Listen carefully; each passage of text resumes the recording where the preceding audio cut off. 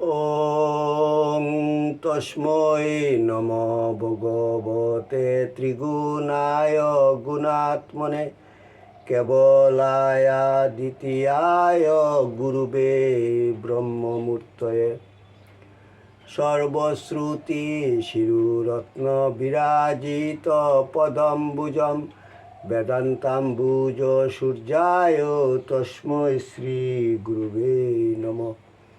মুকং করোতি বাচালং পঙ্গুং লঙ্ঘয়তে গিরিম যৎকৃপা তমহং বন্দে পরমানন্দ মাধবম। জয় গুরু, জয় গুরু, জয় গুরু। শ্রী মদন গোপাল মুখোপাধ্যায় লিখিত এবং শ্রীমৎ স্বামী সিদ্ধানন্দ সরস্বতী কর্তৃক প্রকাশিত ব্রহ্মানন্দগিরি গ্রন্থ থেকে পাঠ। ঠাকুর, তোমার শ্রী পুস্তক পাঠ তোমার শ্রীচরণেই সমর্পণ করিলাম। নত্তা নিগমানন্দস্য গুরু শ্রীপাদ পঙ্কজম তনুমি তৎকথামৃতম তপ্ত জীবন শীতলম। জয় গুরু, জয় গুরু, জয় গুরু। পূর্ব পাঠের পর কথিত আছে, রাজপরিবারে ব্রহ্মানন্দের প্রভাব বৃদ্ধিতে রাজসভায় অনেকেই তাহার প্রতি অসূয়াপরায়ণ হইতে থাকেন। ব্রাহ্মণগণ ক্রমাগত তাহার ছিদ্রান্বেষণ করিতে থাকেন। অবশেষে তাহারা প্রচার করিতে লাগিলেন যে রাজগুরু ব্রাহ্মণ হইয়াও সুরাপায়ী, সুতরাং তিনি ব্রাহ্মণ্য ধর্ম হইতে বিচ্যুত হইয়াছেন। স্মৃতিশাস্ত্রের মতে সুরাপায়ীর প্রায়শ্চিত্ত শতগুণ তপ্ত সুরাপান। ক্রমে বিরোধী দল বেশ পুষ্ট হইয়া উঠিল। তাহারা অনুসন্ধানে জানিল, ব্রহ্মানন্দ নগরের বাহিরে এক জীর্ণ মন্দিরে তান্ত্রিক সাধনাঙ্গ সুরাপান করিয়া থাকেন। ক্রমে তাহারা রাজদরবারে তাহার নামে অভিযোগ করিল এবং তাহাকে যথাশাস্ত্র প্রায়শ্চিত্ত করিতে হইবে এই দাবি রাজদরবারে সমর্থন করাইয়া লইল। রাজা কেদার রায় অনুসন্ধানে জানিলেন যে ব্রাহ্মণগণের অভিযোগ মিথ্যা নহে, সুতরাং প্রজানুরঞ্জনের জন্য তাহাকে প্রায়শ্চিত্তের আদেশ দিতে হইল। স্থির হইল 100 বোতল সুরা উত্তপ্ত করিয়া ব্রহ্মানন্দকে পান করানো হইবে। ব্রহ্মানন্দ নির্বিকার চিত্তে রাজ আদেশ মানিয়া লইলেন।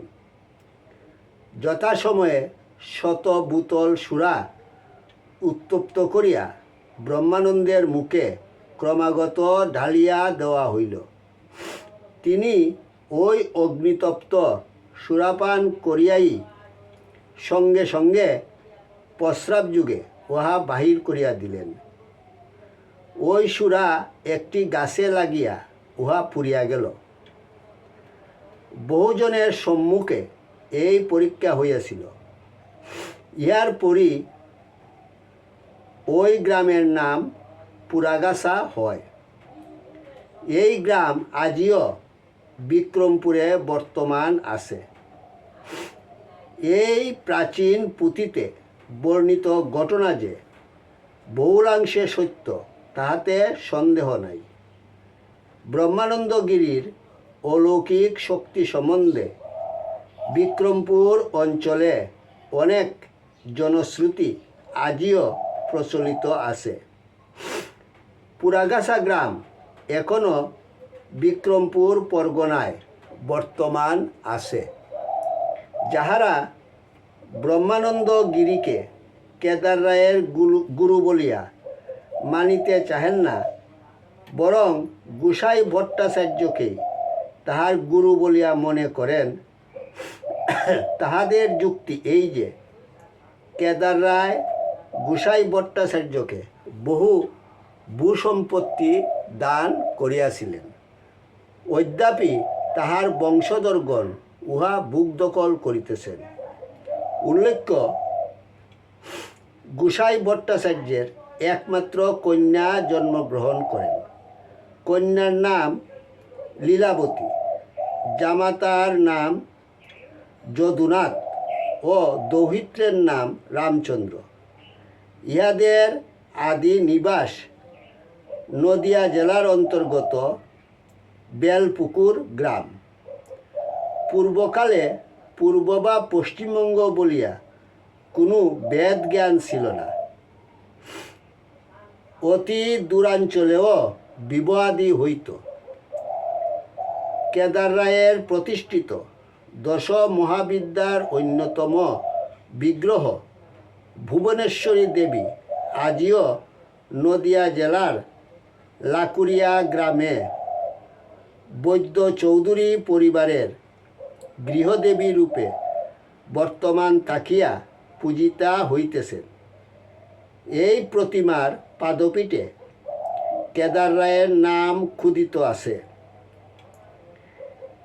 এই লাকুরিয়া গ্রাম ইস্টার্ন রেলওয়ের দেবগ্রাম স্টেশন হইতে 2-3 মাইল মাত্র দূরে অবস্থিত। ব্রহ্মানন্দগিরি কেদার রায়ের গুরু হইলে তাহাকেও অনুরূপ ভূসম্পত্তি দান করাই সম্ভব, কিন্তু সেরূপ কোনো প্রমাণাদি নাই। এই যুক্তি সহজেই খণ্ডিত হইতে পারে। গোসাই ভট্টাচার্য কেদার রায়ের পুরোহিত ছিলেন। ইনি 2টি বিবাহ করেন। সংসারী লোকের ভূসম্পত্তির প্রয়োজন ছিল, সেই জন্যই রাজা তাহাকে প্রচুর সম্পত্তি দান করেন।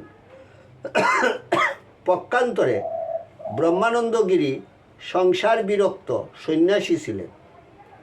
তাহার ভূসম্পত্তির কোনো প্রয়োজন ছিল না।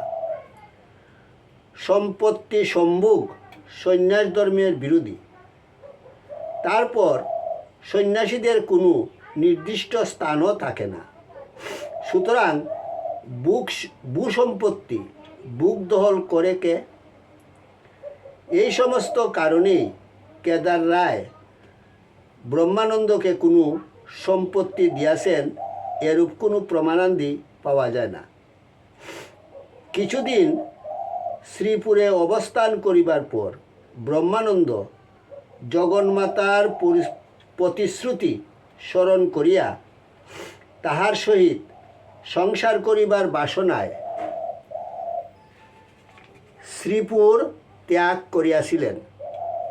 তিনি গোসাই ভট্টাচার্য ও রাজ শিষ্য কেদার রায়কে যথেষ্ট উপদেশ দানে প্রবুদ্ধ করিয়াছিলেন। সুতরাং তাহার গমনে কেহই অন্তরায় হইলেন না। ক্রমশ পাঠ করা হইবে। জয় গুরু, জয় গুরু, জয় গুরু। ওং যদস্করং পরিভ্রষ্টং মাত্রাহীনঞ্চ যদ্ভবেৎ তৎসর্বং ক্ষমতাং দেব প্রসিদ পরমেশ্বর। সর্বে ভবন্তু সুখিনঃ, সর্বে সন্তু নিরাময়া, সর্বে ভদ্রাণি পশ্যন্তু মা কশ্চিৎ দুঃখভাগ ভবেৎ। ওং শান্তি শান্তি শান্তি। হরি ওম তৎসৎ।